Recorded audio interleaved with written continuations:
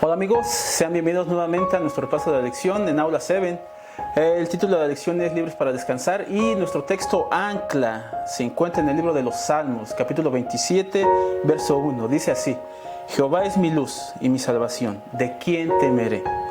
Jehová es la fortaleza de mi vida, ¿de quién he de atemorizarme? Así que hermanos, no se vayan, comenzamos.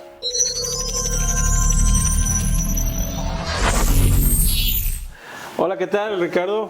Hola. Bendiciones. Nuevamente empezamos con esta lección que acabas de mencionar, Libres para el Descansar, lección número 8. Qué excelente está esta lección que nos muestra en momentos de asuntos de sanidad y de cómo es que Jesús actuó y nos deja como ejemplo en nuestro tiempo de cómo debemos esperar la sanación que Dios nos ofrece. Ricardo. Sí, como tú decías, esta semana vamos a estudiar dos historias. Una se encuentra en el Antiguo Testamento y otra se encuentra en el Nuevo Testamento. Wow. Vamos a estudiar la historia del paralítico y la historia de Elías. Tal vez historias que están separadas de tiempo, más de 500 años, pero que hoy se aplican a nuestra vida. Así que hermanos, vamos a comenzar con la lección de escuela sabática. Como decíamos, nuestro texto ancla se encuentra en el libro de los Salmos. ¿Quieres que te lo lea? Sí. Jehová es mi luz y mi salvación. ¿De quién temeré? Jesús es la fortaleza de mi vida. ¿De quién me ha de atemorizarme? Es impresionante el salmista en mencionar esta parte del versículo tan inspirador para todo momento de dolor o de sufrimiento físico de cada ser humano, ¿verdad? Porque cuando dices, ¿de quién temeré? ¿De una enfermedad? ¿De un accidente? ¿De un fallecimiento de un ser querido? ¿De cosas que me dañan en mi persona? Dice, pero ¿por qué voy a temer? Es Jehová el que está conmigo. Dice, ¿y de qué me ha de atemorizar? Al final de cuentas, Dios da, Dios quita, Dios pone, y es el que siempre está al tanto de nosotros. ¿O qué me comentas referente a eso, Ricardo? Aunque el versículo dice precisamente de esa forma, hay que recordar que somos seres humanos también. Correcto. Que somos seres humanos y lo vamos a ver en esta lección, en el cual, aunque a veces tengamos la fe en Dios, a veces parece que tambaleamos, pero tiene un para qué, no un por qué, sino un para qué. Vamos a empezar con la historia del paralítico y quiero leerles algo que se encuentra en el Ministerio de Curación. Dice que muchos de los que acudían a Cristo en busca de ayuda habían atraído la enfermedad sobre sí. Dice, y sin embargo, Él no rehusaba a sanarlos. Dice que cuando estas almas recibían la virtud de Cristo, dice que reconocían su pecado. Y muchos se curaban de su enfermedad espiritual al par que de sus malos físicos. Es decir, primero Jesús se interesaba en qué, sanarlos en qué, espiritualmente. Y es lo que está esperando mucha gente hoy, en estos tiempos, en los cuales están enfermos, sí físicamente, pero que quieren ser sanados espiritualmente. Y es lo que buscaba este hombre, este paralítico, era lo que buscaba. No podía caminar, no podía moverse. Dice este libro, Ministerio de Curación, de la hermana White, que este hombre, para que tú quieras ser sano, quieras salir de una adicción, vaya, primero tienes que reconocer que estás enfermo. Correcto. Y este hombre reconoció que estaba enfermo. ¿Que estaba enfermo de qué? De la enfermedad, de la lepra, del pecado. Reconoció que estaba enfermo y él hizo a sus amigos que le prometieran que iban a llevarlo a Jesús. ¿Por qué? Porque él había escuchado de Jesús. Él había escuchado de Jesús. E hizo jurar a sus amigos que lo llevaran cuando ellos aceptaron gustosamente. Así que ellos lo llevaron y después tú nos vas a contar qué sigue en la historia. ¿Qué es lo que más sigue? Lo impresionante es de que comentando con lo que tú estabas diciendo, y les dijo que los llevaran, pero no importando las circunstancias en donde se iban a encontrarse con Jesús. Él quería verlo, no importaba qué lo que hicieran, lo que alcanzaran a hacer para que él pudiera ver a Jesús. Recuerda que el paralítico no fue fácil haber visto a Jesús, porque él tuvieron que encontrarlo, porque estaba rodeado de mucha gente. Y recuerda que Jesús no estaba en un lugar descubierto, sino que también sus amigos tuvieron que trabajar para poder llegar a los pies de Jesús, porque él les había pedido por favor que lo llevaran a Jesús, porque él estaba seguro que Jesús lo iba a perdonar de su mal, porque como tú estabas mencionando, él sentía el sentido de arrepentimiento genuino en su vida, y sintiendo eso, cuando tú, querido oyente, sientes ese arrepentimiento genuino que el paralítico tuvo, aunque tú no estés enfermo como físicamente como ellos, ve a los pies de Jesús, no importando lo que pueda pasar, que pueda suceder, ya sea unas rocas que a veces tenemos de tropiezo en el camino para acercarnos a Dios, un relámpago, algo que está en contra de nosotros, pero si llegamos a alcanzar a los pies de Jesús para poder ser sanos de Él, créelo, querido oyente, que tú como el paralítico hoy día puedes ser sanado, porque tuvieron que bajarlo, ponerlo, y Dios dice, hey, cuando vio al paralítico, nunca lo había visto físicamente, pero solamente con la mirada hacia el paralítico se dio cuenta que no era precisamente la enfermedad que tenía siendo paralítico, sino tenía más allá de lo que tenía en su enfermedad. Por eso le dijo, levántate, tus pecados te son perdonados, porque Dios vio cuando su pecado entró en su vida de este paralítico. Jesús conoce tu vida. Jesús conoce tu corazón, conoce tus sentimientos, tu pensar, tu entrar y tu salir. No escondas en Jesús algo que Él ya sabe. Él sabe que tú tienes problemas y que estás luchando fervientemente con tu vida en muchas cosas. Pero ¿sabes una cosa muy importante? Que lo único que Él quiere es que te arrepientas como el paralítico se arrepintió ante los ojos de Jesús. Ricardo. Y algo que me impresiona es que Jesús no le echó en cara lo que Él había hecho. La Biblia no lo dice, sí, el espíritu de profecía no lo dice, solamente nos dice que había llevado una vida de pecado y que esa era la consecuencia por la cual estaba en cama. Y dice que Jesús no lo cuestionó, no lo criticó, sino que le dijo, ¿sabes qué? Tus pecados son perdonados. Pero en el medio de la multitud estaban ¿quiénes? Estaban los fariseos, que habían llegado de distintas partes. Algo curioso que menciona el espíritu de profecía es que este hombre había ido antes a ellos y había ido a pedir pues palabras de aliento. Y estas personas que eran los maestros de la ley le dijeron, ¿sabes qué? Tú estás completamente perdido. ¿Qué pensarías tú? ¿Qué sentirías tú cuando llegaras ante tu pastor, vamos a ponerlo así, y buscaras un consejo y te dijera él, ¿sabes qué? ¿A qué vienes? No tienes oportunidad.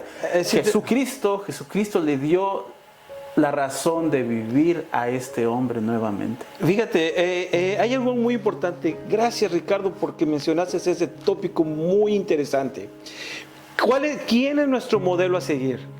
¿Cuál es nuestro ejemplo, nuestra visión? Cristo Jesús, ¿verdad? Ricardo acaba de mencionar algo muy importante. Jesús le dijo, levántate, tus pecados te son perdonados. Ricardo acaba de mencionar algo que debemos de tomar en cuenta, querido oyente. Jesús no cuestionó al paralítico. Ahí tenemos varios ejemplos en la Biblia cuando Jesús estuvo en la tierra, como la mujer pecadora cuando lo llevaron, diciendo, ay, cayó al pecado, vamos a pedirlo. ¿Tú qué dices? Dice, yo no te condeno, vete y no pecas más. ¿Por qué? Porque en ejemplo de Jesús, con su amor infinito que tiene hacia el ser humano, aún como seamos, como sea nuestra persona, Él no nos juzga, Él no nos critica. Sin en cambio, Él nos ve de la otra manera, de la forma, eres humano, y yo, como tu Salvador, que di la vida a ti por medio de la cruz, estas marcas que te han marcado fue por ti, estás limpio. Lo que yo te pido es que vete y ya no peques más. Búscame y cree lo que serás, tendrás vida eterna. Cuando me llega alguien y yo quiero pedirle ayuda por tener un consuelo, y me dice, no, tú eres pecador. Entonces ahí me doy cuenta qué tanta relación tiene espiritualmente con Jesús. Porque nuestro modelo a seguir es Jesús, no el hombre. Y si tú me preguntas, si yo voy con alguien, un pastor, hermano, primer anciano X, y me dice todo lo contrario de lo que Jesús me está reflejando en mi vida, entonces yo me doy vuelta y le digo, Señor, hoy día me doy cuenta que solamente tú eres mi consuelo, porque humanamente todavía nos falta mucho de poder alcanzar tu comprensión divina hacia con el ser humano. Y este hombre había perdido, amigos, prácticamente el deseo de vivir, después de que estas personas le habían hablado así. Sí. Pero encontró nuevamente la vida en Jesús. Algo importante que menciona aquí, dice, te perdono, tus pecados son perdonados. Y recuerda, amigo, Jesús vino a salvarte de tus pecados, no en tus pecados. Hoy en día, por allá afuera se dice es que cuando Jesucristo venga, tú vas a ser llevado tal y como eres. No. Eso no es verdad. Esa es una vil mentira. Jesús te quiere, Jesús ama al pecador, pero no al pecado. Y recuerda, Jesús vino a salvarte de tus pecados, no en tus pecados. Correcto. Lo que quiere Jesús es que, como decías tú, no peques más. Correcto. Y que camines adelante, que tomes la mano de Jesucristo. Pero primero nosotros, hermanos, tenemos que reconocer que estamos enfermos. Si yo no reconozco que estoy enfermo de pecado, dice el ministerio de curación, que estaban allí los fariseos, los escribas y fariseos, y que el Espíritu Santo estaba ahí entre ellos, y que el Espíritu Santo se movió entre todas las personas que estaban ahí y lo sentían. ¿Y sabes quiénes son los únicos que no lo sintieron? Los escribas y fariseos. Los escribas y fariseos. Y ahí me doy cuenta, Ricardo, de algo muy importante. Cuando Jesús dijo, bueno, yo vine a salvar a los que estaban enfermos, porque los sanos no tienen necesidad de curación. Y Jesús se estaba refiriendo a que de los aparentemente sanos, los escribas y fariseos. ¿Sabes, querido oyente? Algo muy importante. Posiblemente tal vez no te estés dando cuenta. Yo no me estoy dando cuenta. O Ricardo, tú no te estás dando cuenta que tal vez estamos tomando a veces esa posición de un fariseo o de un escriba, que juzgamos o criticamos a una persona que necesita de Cristo y de Jesús. Y tengamos mucho cuidado, porque cuando una persona necesita que tiene una enfermedad espiritual, una enfermedad física, de una sanación espiritual, una sanación física, busca a Dios y tú le cierras las puertas, ten mucho cuidado, porque sabes que nosotros mismos estamos cerrándole las puertas, aunque Dios quiere abrírselas cuando necesitan realmente de esa sanación. Por eso seamos sensibles al Espíritu cuando nos está dando esa oportunidad de presentarnos a alguien que necesita de Jesús. No hay un pensamiento, un lema, no sé si tú lo has escuchado, Ricardo, que dice que es de sabios callar cuando todo el mundo está hablando, pero hablar cuando todo el mundo calla. Porque todo el mundo dice, ay no, este hermano tiene presión. No vayas con él porque mira, este hermano tiene esto. No, este hermano está perdido. Y varias veces ha pasado eso, Ricardo, no sé si te ha pasado. Y tú callas y escuchas. Pero ya cuando todos callan, tú puedes salir con un escrito y dice así Jesús, vete, tus pecados te son perdonados. No peques más, busca a Jesús y entrégate de corazón. Ricardo. Jesús lo que quiere, amigo, amiga, hermano, hermana, es lo que quiere Él es curarnos de raíz. Correcto. Quiere sacar el pecado de nosotros. ¿Estás dispuesto a que Dios te cure? A que Dios me cure, a que Dios te cure. Correcto. Estamos dispuestos a eso. Muchos creemos en Jesús, pero no hacemos lo que Él quiere. Ahora, Ricardo, tú dirás, ¿el paralítico qué tiene que ver con Elías? Aquí en la lección está hablando de un paralelismo. Posiblemente no sea de salud, pero un paralelismo del ámbito espiritual. Mira, Elías tuvo muchos problemas a través de los años. Y él tuvo muchos problemas porque había mucha idolatría. Ricardo, coméntame, ¿qué pasó con parte de la historia referente al periodo de Elías? ¿Por qué fue que empezó a oír? Porque era el único profeta de Jesús y que había muchos miles de profetas de Baal y que Jezabel andaba tratando de matar porque él estaba hablando mal de su Dios, porque ella venía de otro lugar por levantar cultos y a Jesús lo estaba, a Dios lo estaba desechando. Coméntanos más referente a esa historia. Bueno, pues hay que recordar primeramente que la nación de Israel estaba en una época de apostasía completamente total. Correcto. ¿Ok? Había 400 profetas de Baal sentados a la mesa del rey, y de los profetas de Dios no había absolutamente nadie. Correcto. La lección de este día precisamente se titula Huir.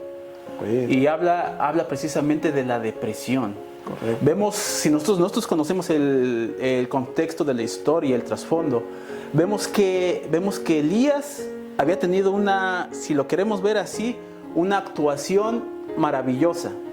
¿Qué había hecho? Había juntado a todo el pueblo. Correcto. Había reparado el altar que estaba destruido.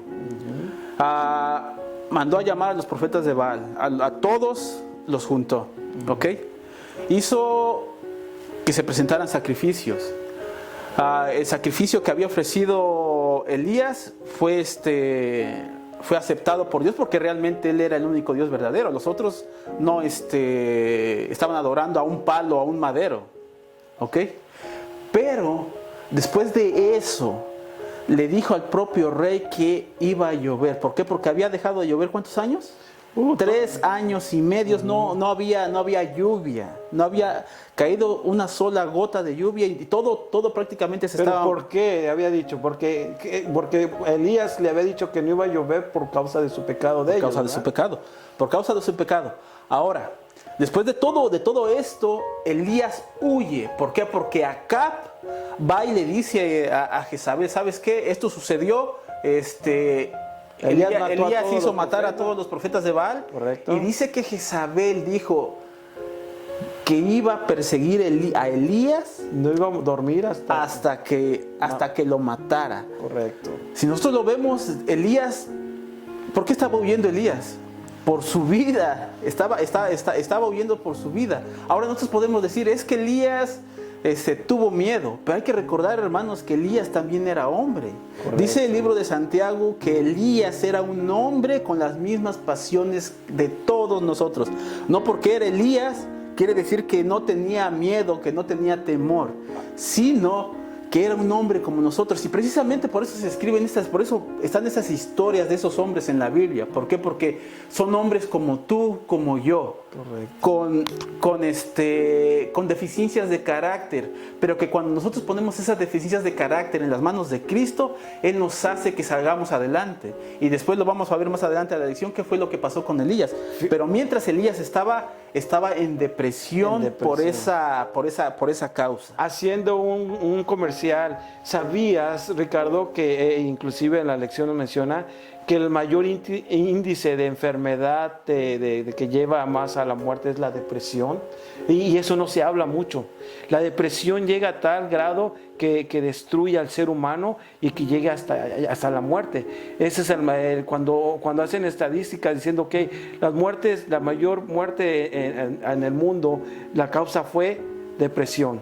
Interesante, ¿verdad? Es por eso que hoy por hoy estamos entendiendo un poco cuánto era la depresión de Elías, el saber que estaba solo ante un mundo que lo estaba rodeando para atacarlo, destruirlo, no importando que él le pidió con fe a Dios en el sacrificio, diciéndole a todos los siervos del rey Acaz, échale una vez agua alrededor de mi sacrificio, y dice, ok, échale otra vez agua, y él tenía una fe genuina, él sabía que Dios le iba a contestar, y cuando aún viendo el rayo ese que de cuestión de segundos hasta las piedras, deshizo hasta las piedras el fuego con fuego, ¿qué pasó?